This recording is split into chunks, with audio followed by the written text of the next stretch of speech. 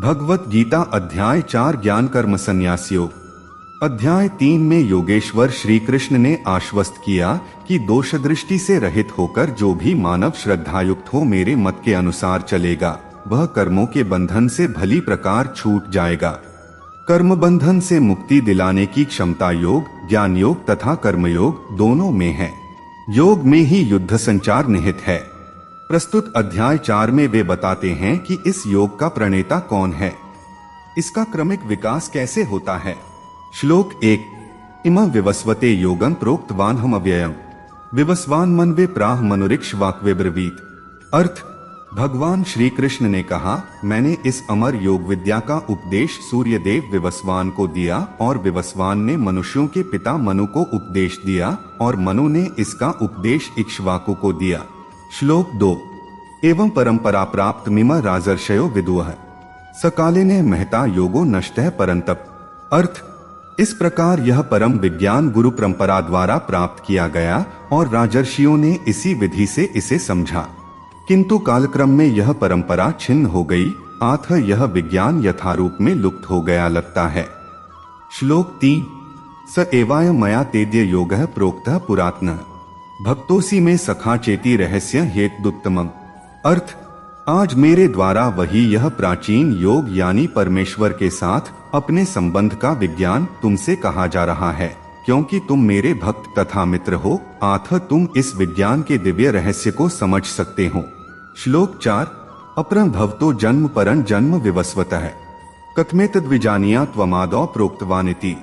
अर्थ, अर्जुन ने कहा, सूर्यदेव विवस्वान आपसे पहले हो चुके ज्येष्ठ हैं, तो फिर मैं कैसे समझ कि प्रारंभ में भी आपने उन्हें इस विद्या का उपदेश दिया था।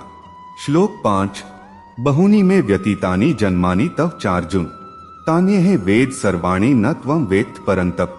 अर्थ, श्री भगवान ने कहा, तुम्हारे तथा मेरे अनेकानेक जन्म हो चुके हैं, मुझे तो उन सबका स्मरण है, किंतु हे परंतप तुम्हें उनका स्मरण नहीं रह सकता है। श्लोक 6। अजोपि सन्नव्ययात्मा भूतानामीश्वरोपि सन प्रकृतिं स्वामधिष्ठाय संभवाम्यात्म माया। अर्थ, यद्यपि मैं अजन्मा तथा अविनाशी हूँ और यद्यपि मैं समस्त जीवों का स्वामी हूँ, तो भी प्रत्येक युग में मैं अपने आदि दिव्य रूप में प्रकट होता हूँ। श्लोक 7। यदा यदा ही धर्मस्य ग्लानिर्भवति भारत अभ्युत्थानम धर्मस्य तदात्मानं सृजाम्यहम्। अर्थ, हे भरतवंशी, जब भी और जहाँ भी धर्म का पतन होता है और अधर्म की प्रधानता होने लगती है, तब तब मैं अवतार लेता हूँ। श्लोक 8। परित्राणाय साधूना विनाशाय च दुष्कृता धर्म संस्थापनार्थाय संभवामि युगे युगे। अर्थ, भक्तों का उद्धार करने, दुष्टों का विनाश करने तथा धर्म की फिर से स्थापना करने के लिए मैं हर युग में प्रकट होता हूँ। श्लोक 9। जन्म कर्म च मे दिव्यमेवं यो वेत्ति तत्वतः त्यक्त्वा देह पुनर्जन्म नैति मामेति सोर्जुन। अर्थ, हे अर्जुन, जो मेरे आविर्भाव तथा कर्मों की दिव्य प्रकृति को जानता है, वह इस शरीर को छोड़ने पर इस भौतिक संसार में पुनः जन्म नहीं लेता, अपितु मेरे सनातन धाम को प्राप्त होता है। श्लोक 10। वीतराग भय क्रोधा मनमया मामुपाश्रिता है बहवो ज्ञानतपसा पूता मद्भाव मागता है। अर्थ, आसक्ति, भय तथा क्रोध से मुक्त होकर मुझ में पूर्णतया तन्मय होकर और मेरी शरण में आकर बहुत से व्यक्ति भूतकाल में मेरे ज्ञान से पवित्र हो चुके हैं। इस प्रकार से उन सबों ने मेरे प्रति दिव्य प्रेम को प्राप्त किया है। श्लोक 11। ये यथा मा प्रपद्यन्ते तांस्तथैव भजाम्यहम् मम वर्तमानुवर्तन्ते मनुष्याः पार्थ सर्वशः। अर्थ, जिस भाव से सारे लोग मेरी शरण ग्रहण करते हैं, उसी के अनुरूप मैं उन्हें फल देता हूँ। हे पार्थ, प्रत्येक व्यक्ति सभी प्रकार से मेरे पथ का अनुगमन करता है। श्लोक 12। कांक्षन्तः कर्मणा सिद्धि यजन्त इह देवता है क्षिप्र ही मानुषे लोके सिद्धिर्भवति कर्मजा। अर्थ, इस संसार में मनुष्य सकाम कर्मों में सिद्धि चाहते हैं, फलस्वरूप वे देवताओं की पूजा करते हैं। निस्संदेह इस संसार में मनुष्यों को सकाम कर्म का फल शीघ्र प्राप्त होता है। श्लोक 13। चातुर्वर्ण्य मया सृष्ट गुणकर्म विभागशः तस्य कर्तारमपि मा विद्य कर्तारमव्ययम्। अर्थ, प्रकृति के तीनों गुणों और उनसे संबद्ध कर्म के अनुसार मेरे द्वारा मानव समाज के 4 विभाग रचे गए। यद्यपि मैं इस व्यवस्था का सृष्टा हूँ, किंतु तुम यह जान लो कि मैं इतने पर भी अव्यय अकर्ता हूँ। श्लोक 14। नमा कर्माणि लिम्पन्ति न मे कर्मफले स्पृहा इति मां योभिजानाति कर्मभिर्न स बध्यते। अर्थ, मुझ पर किसी कर्म का प्रभाव नहीं पड़ता, नहीं मैं कर्मफल की कामना करता हूं। जो मेरे संबंध में इस सत्य को जानता है वह भी कर्मों के फल के पाश में नहीं बंधता। श्लोक 15। एवं ज्ञात्वा कृतं कर्म पूर्वैरपि मुमुक्षुभिः कुरु कर्मैव तस्मात् त्वं पूर्वैः पूर्वतरं कृतम्। अर्थ, प्राचीन काल में समस्त मुक्तात्माओं ने मेरी दिव्य प्रकृति को जान करके ही कर्म किया, अतः तुम्हें चाहिए कि उनके पदचिह्नों का अनुसरण करते हुए अपने कर्तव्य का पालन करो। श्लोक 16। किं कर्म किम कर्मेति कव्योप्यत्र मोहिता है तत्ते कर्म प्रवक्ष्यामि यज्ञात्वा मोक्ष से शुभात्। अर्थ, कर्म क्या है और अकर्म क्या है इसे निश्चित करने में बुद्धिमान व्यक्ति भी मोहग्रस्त हो जाते हैं। अतएव मैं तुमको बताऊंगा कि कर्म क्या है, जिसे जानकर तुम सारे अशुभ से मुक्त हो सकोगे। श्लोक 17। कर्मणो ह्यपि बोद्धव्यं बोद्धव्यं च विकर्मणः अकर्मणश्च बोद्धव्यं गहना कर्मणो गतिः। अर्थ, कर्म की बारीकियों को समझना अत्यंत कठिन है, अतः मनुष्य को चाहिए कि वह यह ठीक से जाने कि कर्म क्या है, विकर्म क्या है और अकर्म क्या है। श्लोक 18। कर्मण्य कर्म यः पश्येत् कर्मणि च कर्म यः स बुद्धिमान मनुष्येषु स युक्तः कृत्स्न कर्म कृत। अर्थ, जो मनुष्य कर्म में अकर्म और अकर्म में कर्म देखता है वह सभी मनुष्यों में बुद्धिमान है और सब प्रकार के कर्मों में प्रवृत्त रहकर भी दिव्य स्थिति में रहता है। श्लोक 19। यस्य सर्वे समारंभाः काम संकल्प वर्जिता है ज्ञानाग्निदग्ध कर्माण तमाहुः पंडितम बुधा है। अर्थ, जिस व्यक्ति का प्रत्येक प्रयास उद्यम इंद्रिय तृप्ति की कामना से रहित होता है उसे पूर्ण ज्ञानी समझा जाता है। उसे ही साधु पुरुष ऐसा करता कहते हैं जिसने पूर्ण ज्ञान की अग्नि से कर्मफलों को भस्मसात कर दिया है। श्लोक 20।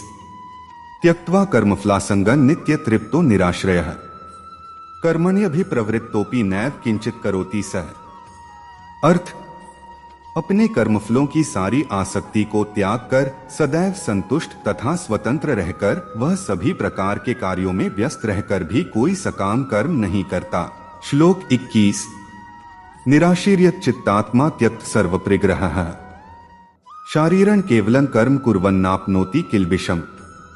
अर्थ, ऐसा ज्ञानी पुरुष पूर्ण रूप से संयमित मन तथा बुद्धि से कार्य करता है, अपनी संपत्ति के सारे स्वामित्व को त्याग देता है और केवल शरीर निर्वाह के लिए कर्म करता है। इस तरह कार्य करता हुआ वह पाप रूपी फलों से प्रभावित नहीं होता है। श्लोक 22। यदृच्छालाभ संतुष्टो द्वंद्वातीतो विमत्सरः समः सिद्धाव सिद्धौ च कृत्वापि न निबध्यते। अर्थ, जो स्वतः होने वाले लाभ से संतुष्ट रहता है, जो द्वंद्व से मुक्त है और ईर्ष्या नहीं करता, जो सफलता तथा असफलता दोनों में स्थिर रहता है, वह कर्म करता हुआ भी कभी बंधता नहीं। श्लोक 23। गतसंगस्य मुक्तस्य ज्ञानावस्थित चेतसः यज्ञायाचरतः कर्म समग्रं प्रविलीयते। अर्थ, जो पुरुष प्रकृति के गुणों के प्रति अनासक्त है और जो दिव्य ज्ञान में पूर्णतया स्थित है उसके सारे कर्म ब्रह्मा में लीन हो जाते हैं। श्लोक 24। ब्रह्मार्पणं ब्रह्मा हविर्ब्रह्माग्नौ ब्रह्मणाहुतम् ब्रह्मैव तेन गंतव्यं ब्रह्म कर्मसमाधिना। अर्थ, जो व्यक्ति कृष्ण भावनामृत में पूर्णतया लीन रहता है उसे अपने आध्यात्मिक कर्मों के योगदान के कारण अवश्य ही भगवत धाम की प्राप्ति होती है, क्योंकि उसमें हवन आध्यात्मिक होता है और हवि भी आध्यात्मिक होती है। श्लोक 25। दैव में वापरे यज्ञ योगिनः पर्युपास्ते ब्रह्माग्नाव परे यज्ञन यज्ञनैवोपजुह्वति। अर्थ, कुछ योगी विभिन्न प्रकार के यज्ञों द्वारा देवताओं की भली भांति पूजा करते हैं और कुछ परब्रह्म रूपी अग्नि में आहुति डालते हैं। श्लोक 26। श्रोत्रादीनीन्द्रियाण्यन्ये संयमाग्निषु जुह्वति, शब्दादीन विषयान्य इंद्रियाग्निषु जुह्वति। अर्थ, इनमें से कुछ विशुद्ध ब्रह्मचारी श्रवणादि क्रियाओं तथा इंद्रियों को मन की नियंत्रण रूपी अग्नि में स्वाहा कर देते हैं, तो दूसरे लोग नियमित गृहस्थ इंद्रिय विषयों को इंद्रियों की अग्नि में स्वाहा कर देते हैं। श्लोक 27। सर्वाणींद्रिय कर्माणि प्राण कर्माणि चापरे, आत्मसंयमयोगाग्नौ जुह्वति ज्ञान दीपिते। अर्थ, दूसरे जो मन तथा इंद्रियों को वश में करके आत्म साक्षात्कार करना चाहते हैं, संपूर्ण इंद्रियों तथा प्राणवायु के कार्यों को संयमित मन रूपी अग्नि में आहुति कर देते हैं। श्लोक 28। द्रव्ययज्ञास्तपोयज्ञा योगयज्ञास्तथा परे, स्वाध्याय ज्ञानयज्ञाश्च यतयः संशितव्रता है। अर्थ, कठोर व्रत अंगीकार करके कुछ लोग अपनी संपत्ति का त्याग करके, कुछ कठिन तपस्या द्वारा, कुछ अष्टांग योग पद्धति के अभ्यास द्वारा अथवा दिव्य ज्ञान में उन्नति करने के लिए वेदों के अध्ययन द्वारा प्रबुद्ध बनते हैं। श्लोक 29। अपाने जुह्वति प्राणं प्राणेपानं तथा परे, प्राणापान गति रुद्ध्वा प्राणायाम परायणा है, अपरे नेताहाराः प्राणान प्राणेषु जुह्वति।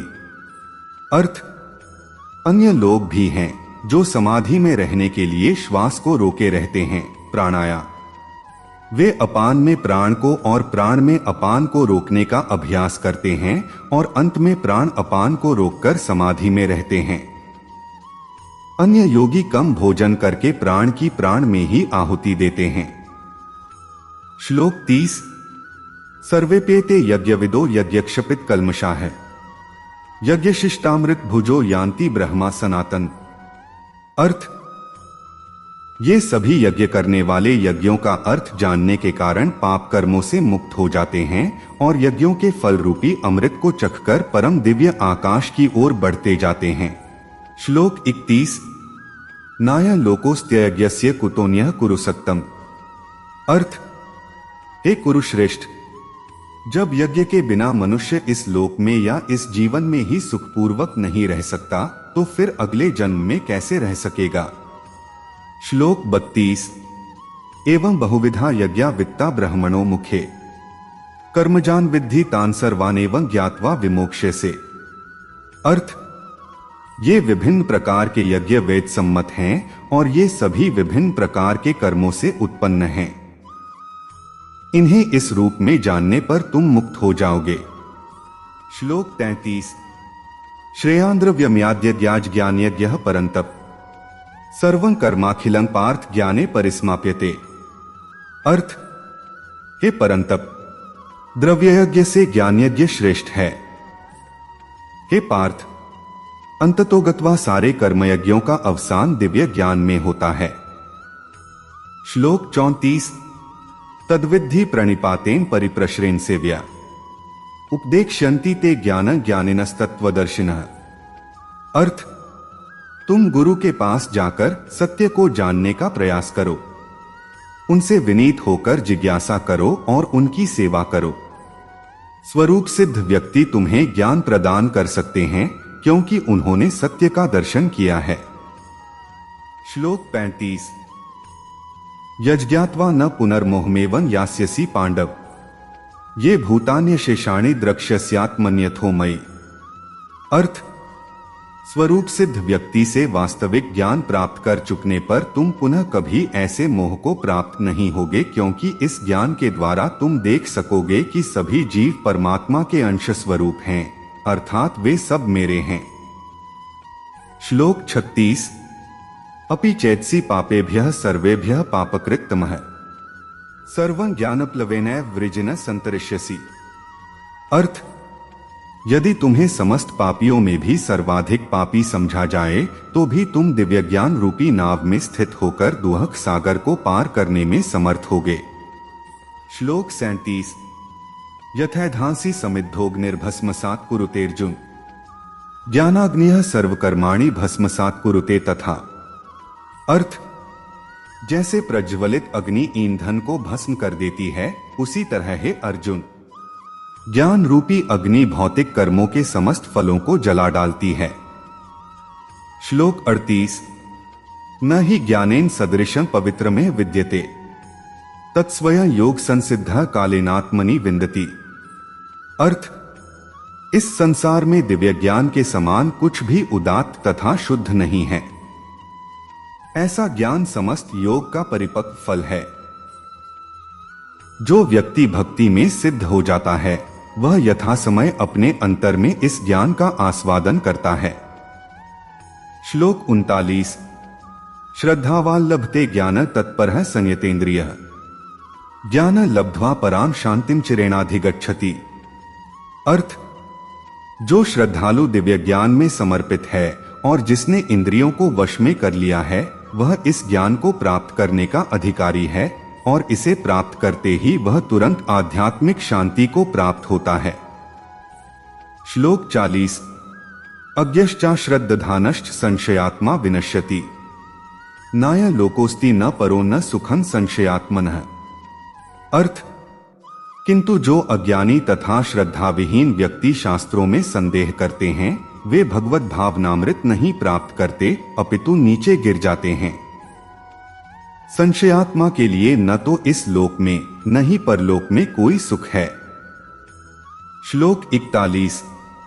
योग संन्यस्त कर्माण ज्ञान संचिन्न संशयम आत्मवंत न कर्माणि निबध्नन्ति धनंजय।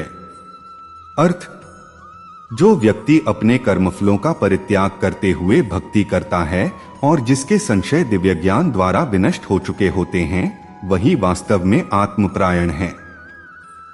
हे धनंजय, वह कर्मों के बंधन से नहीं बंधता। श्लोक 42। तस्माद् ज्ञान संभूतं हृत्स्थं ज्ञानासीनात्मनः छित्त्वेन संशय योगमातिष्ठोत्तिष्ठ भारत। अर्थ, अतएव तुम्हारे हृदय में अज्ञान के कारण जो संशय उठे हैं, उन्हें ज्ञान रूपी शस्त्र से काट डालो। हे भारत, तुम योग से समन्वित होकर खड़े हो और युद्ध करो। तात्पर्य, इस अध्याय में जिस योग पद्धति का उपदेश हुआ है, वह सनातन योग कहलाती है। इस योग में दो तरह के यज्ञ कर्म किए जाते हैं, एक तो द्रव्य का यज्ञ और दूसरा आत्मज्ञान यज्ञ, जो विशुद्ध आध्यात्मिक कर्म है। यदि आत्म साक्षात्कार के लिए द्रव्य यज्ञ नहीं किया जाता तो ऐसा यज्ञ भौतिक बन जाता है, किंतु जब कोई आध्यात्मिक उद्देश्य या भक्ति से ऐसा यज्ञ करता है तो वह पूर्ण यज्ञ होता है। आध्यात्मिक क्रियाएं भी दो प्रकार की होती हैं, आत्मबोध या अपने स्वरूप को समझना तथा श्री भगवान विषयक सत्य। जो भगवद गीता के मार्ग का पालन करता है, वह ज्ञान की इन दोनों श्रेणियों को समझ सकता है। उसके लिए भगवान के अंश स्वरूप आत्मज्ञान को प्राप्त करने में कोई कठिनाई नहीं होती है। ऐसा ज्ञान लाभप्रद है क्योंकि ऐसा व्यक्ति भगवान के दिव्य कार्यकलापों को समझ सकता है। इस अध्याय के प्रारंभ में स्वयं भगवान ने अपने दिव्य कार्यकलापों का वर्णन किया है। जो व्यक्ति गीता के उपदेशों को नहीं समझता, वह श्रद्धा विहीन है, और जो भगवान द्वारा उपदेश देने पर भी भगवान के सच्चिदानंद स्वरूप को नहीं समझ पाता, तो यह समझना चाहिए कि वह निपट मूर्ख है। कृष्ण भावनामृत के सिद्धांतों को स्वीकार करके अज्ञान को क्रमशः दूर किया जा सकता है। यह कृष्ण भावनामृत विविध देवयज्ञ, ब्रह्मयज्ञ, ब्रह्मचर्य यज्ञ, गृहस्थ यज्ञ, इंद्रिय संयम यज्ञ, योग साधना यज्ञ, तपस्या यज्ञ, द्रव्य यज्ञ, स्वाध्याय यज्ञ तथा वर्णाश्रम धर्म में भाग लेकर जागृत किया जा सकता है। ये सब यज्ञ कहलाते हैं और ये सब नियमित कर्म पर आधारित हैं। किंतु इन सब कार्यकलापों के भीतर सबसे महत्वपूर्ण कारक आत्म साक्षात्कार है। जो इस उद्देश्य को खोज लेता है, वही भगवद गीता का वास्तविक पाठक है, किंतु जो कृष्ण को प्रमाण नहीं मानता, वह नीचे गिर जाता है। आठ मनुष्य को चाहिए कि वह सेवा तथा समर्पण समेत किसी प्रामाणिक गुरु के निर्देशन में भगवद गीता या अन्य किसी शास्त्र का अध्ययन करे। प्रामाणिक गुरु अनंत काल से चली आने वाली परंपरा में होता है और वह परमेश्वर के उन उपदेशों से तनिक भी विपथ नहीं होता जिन्हें उन्होंने लाखों वर्ष पूर्व सूर्यदेव को दिया था और जिनसे भगवद गीता के उपदेश इस धराधाम में आए। आठ गीता में ही व्यक्त भगवद गीता के पथ का अनुसरण करना चाहिए और उन लोगों से सावधान रहना चाहिए जो आत्मक श्लाघावश अन्यों को वास्तविक पथ से विपथ करते रहते हैं। भगवान निश्चित रूप से परम पुरुष हैं और उनके कार्यकलाप दिव्य हैं। जो इसे समझता है वह भगवद गीता का अध्ययन शुभारंभ करते ही मुक्त होता है। इस प्रकार श्रीमद् भगवद गीता के चतुर्थ अध्याय दिव्य ज्ञान का भक्ति वेदांत तात्पर्य पूर्ण हुआ। दोस्तों, अध्याय 4 कैसा लगा? अगर अच्छा लगा तो कमेंट में जय श्री कृष्ण जरूर लिखें और वीडियो को लाइक जरूर करें। मित्रों, अध्याय 5 देखने के लिए अमन पटेल यूट्यूब चैनल को सब्सक्राइब जरूर करें। धन्यवाद।